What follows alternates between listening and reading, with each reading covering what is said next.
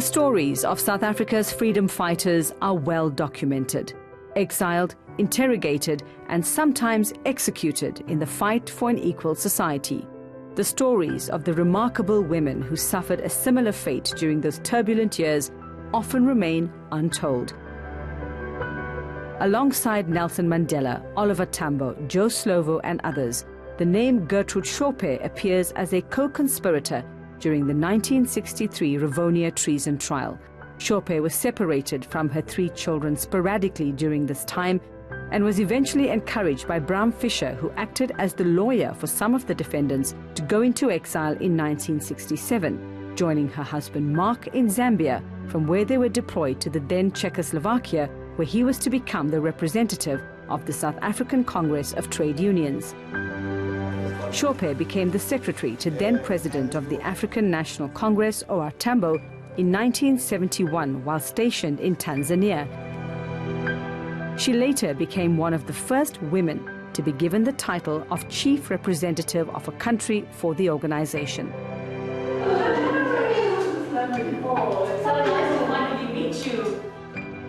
The Shope family had to adapt to many different cultures between the late 60s and early 90s, setting up homes in Tanzania and Zambia, while the children in their late teens and early 20s were as far-flung as Cuba, Egypt, the United States, and France. Shope's daughter Lyndall grew up strongly influenced by the mission and vision of the ANC, with the goal to ultimately return to a free and democratic South Africa. Hello. Hello. Welcome. Thank you for having us. The government has taken a firm decision to release Mr. Mandela unconditionally. Upon the family's return to their home country in 1990, Gertrude Shope was the leader of the ANC Women's League and Lyndall Shope-Mafole a member of the ANC Youth League leadership. Their homecoming had its own challenges, trying to adjust to a country and society in transition.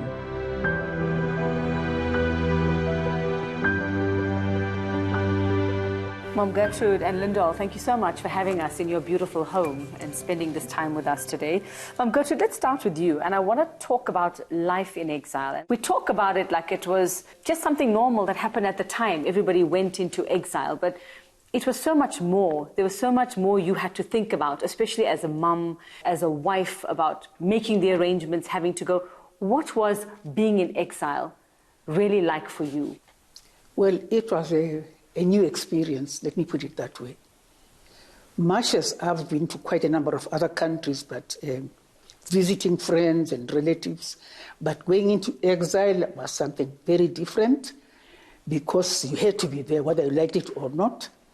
You had to adjust, meeting different people, staying in a different house, different environment. I looked at it as, well, something that I had chosen I wanted to do, but I think above everything else, I had to adjust to everything that I came across, languages and all. So you had to be freedom fighter, you had to be wife, you had to be mum. You were also given very important positions within the ANC at the time. And the term was the chief representative in that particular country. What was that position? What did you have to do? And how did you balance that with being the wife and the mum that you had to be as well? Of course, their father was not there. And I had to play mother and father, both discipline-wise and looking after their health and everything else, and still keep to the work of my choice. That was to be in a political organization. So especially discipline-wise. Especially discipline. I see Lyndall looks like she has a lot to tell us. We'll have to do that when Mum is not in the room. Maybe when she leaves the room, you can tell us, Lyndall, for you being in exile as a little girl, that's what you were, a little girl. What do you remember of that time? And I just saw a picture a little earlier of Mum sitting at a typewriter while Dad sitting at the table, looking like he's dictating. And, you know, is that much of the picture that you have in your mind when you look back on those years? My recollection of being a child, you know, in the different countries, being children of freedom fighters, there are two things. The one is, for example, my daddy waking up in the middle of the night and saying to Mom, "Oh, I've got an idea." So Mom needs to get the typewriter, and then I don't know who made the coffee, So I knew there was a typewriter, coffee, and then, they'd be typing away, and he would be maybe writing a speech for a conference he's going to or something like that, or discussing something with Mommy. But they were very strict, both Mommy and Daddy, for us to know who we are, where we come from. So in Zambia especially, I remember when we had, when there were ANC meetings, there would be committee meetings. So we had to make the coffee, and if there's cooking to be done, you cook. But we also had to sit through the meetings. We didn't understand anything that was going on, but we had to sit there and. So what did you think while you were sitting there? Like, why am I here? I just thought it's some kind of punishment, but I thought, okay. You thought it was punishment. Yeah. But there were also, the beautiful things. I remember particularly in Prague, I love food. Actually, all of us love food, my siblings. So Mommy would try her best. She would take us. We've got beautiful parks and things. So she would prepare a lot of pancakes, and so we'd have a picnic. She would say, okay, we're going on a picnic now. So she would prepare pancakes and macaroni and cheese and those kind of things. So those were the lovely things. In Tanzania as well, Mommy loves the sea, so we would go by the sea again on a picnic. So you did kind of normal things while you were there in the context of where you tried to make it as normal as possible. Yes. I think now that I'm an adult, I'm able to see, now that I'm a parent myself, I'm able to see how they try to make us live a normal life. Yeah. However, there were always two things. We were always reminded about the children from home. This like the children reminded who how? grew up. What would they tell you? If the stoop is not shining, then, if it was the children from home, at this time the stoop is shining and the windows are clean and the spring cleaning, all of the things that were done at home. Mommy would tell us about them. So when the first group came, especially in 1976, we would be sitting there and just looking at these children from home, whether they eat this like we do or they behave like we do, because there was always the children from always home the comparison. Yes. Now you see, you should have made them shine the stoop and see they really could do it the way I know. So it was fun in a way. And Mom tried to create that, your parents tried to create that for you. Mom Gertrude, I also want to ask you, when you were sitting there with that typewriter at whatever time that you were asked to, please help me, did you never think to say no? Do it yourself? I wouldn't say no, because I knew that, he's doing this not because he wants to. It's for a cause. He's obliged to do it. We knew about other countries. We knew about how other countries suffered. Some were still suffering even at that time. And we knew that, if you want anything good in this world, you have to work for it. You can't it won't come in a tray, we used to say. So whenever he wanted me to help him, I knew that, he's trying to send a message over to some people who may not perhaps understand his language, or who want to see things that are written down and then read them and see how other people lived, how other people succeeded, where they failed and how they failed. So that's how I used to look at it. So it was a labor of love. That's a labor right. of love. So being in exile also meant that you were surrounded with the likes of Tambo, Joe Slovo as well. Tell us a little bit about, what the men, as men, we know the politicians, we know the freedom fighters that they were, but your relationships, because you had to be friends as well who were going through this, right? Yeah. Let me start with Oliver, because he's the one I was really attached to, because I was his secretary towards the end. I was representing the women, and he was above us all. So I had a lot to do with him. He was like a father. He was very kind by nature. He would take trouble to find out about this person who's not very happy, or this person who is not well, what can be done, and so forth, and quite a number of things that improved for our organization, because we were very, very far away from home. Okay. And when he traveled, he used to bring back things. Yeah, you see, I was a group of women who worked with women, specifically with women, to see to what is needed for a woman and what are the disadvantages and what are the advantages.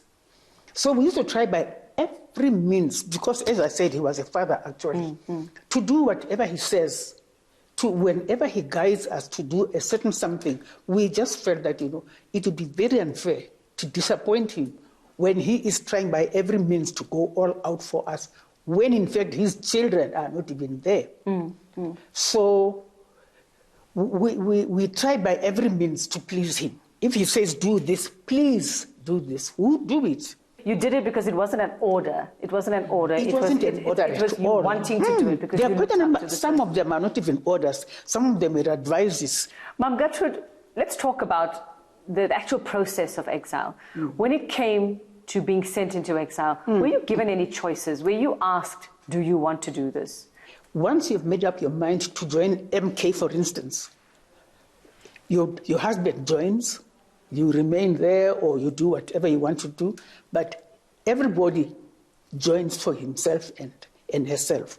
It's only the children, because they are still very young. You cannot ask, but you can only tell them. You're coming with me. This is where we're going on a holiday. Lyndall, I mean... No consultation. And that's my question for you is, as you grew up, as you realized what this was and why you were not in that place called South Africa, did you ever say to your mom or your dad, but you never asked me, but you never gave... Did that thought ever occur to you? Yeah, I did after democracy. After democracy. Well, your timing wasn't the best. No, I think we were very young. When I left and joined my military in 1967, I was 9 years old. So we didn't really know anything else, really. It was an environment of hope, of going to South Africa, of going to a free South Africa and all of that. So you knew that that's the destination. You knew that's what you were working towards. Yes, that's what we were working towards. And you weren't isolated because you had the family, the extended family around you. We had a bigger family than we have now, I think. Is it? Yeah, because everybody was family, everybody looked up to each other. And there was a purpose to being there where you were. There was a common purpose. OR was a disciplinarian, so the ANC under OR was a disciplined ANC. And that's why I think lots of people, as we became more of a normal society and all of that, it became very difficult to see certain things happening because you would not even have thought of those kind of things. Did you think it was falling apart? Yes. But when Mama was talking about OR, the thing I wanted her to say in terms of OR as a person, whenever he traveled, he would come back with either sweets or dates or something that they would,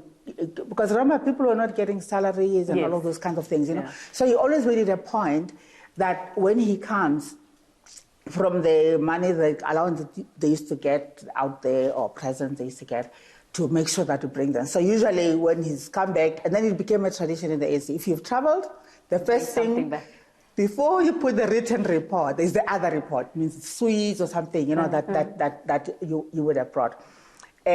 With me, for example, my younger sister got married at the OR's home in London because she was in the UK. When I got married, he bought me a beautiful suit, him and Adelaide, except that, I was very fat growing up. And then I lost weight. I don't know whether it's because I was in love or whatever. And he brought this thing that was like, I was a size 36 and it was a size 44. Were you upset? I was not on speaking terms with my mom. Oh.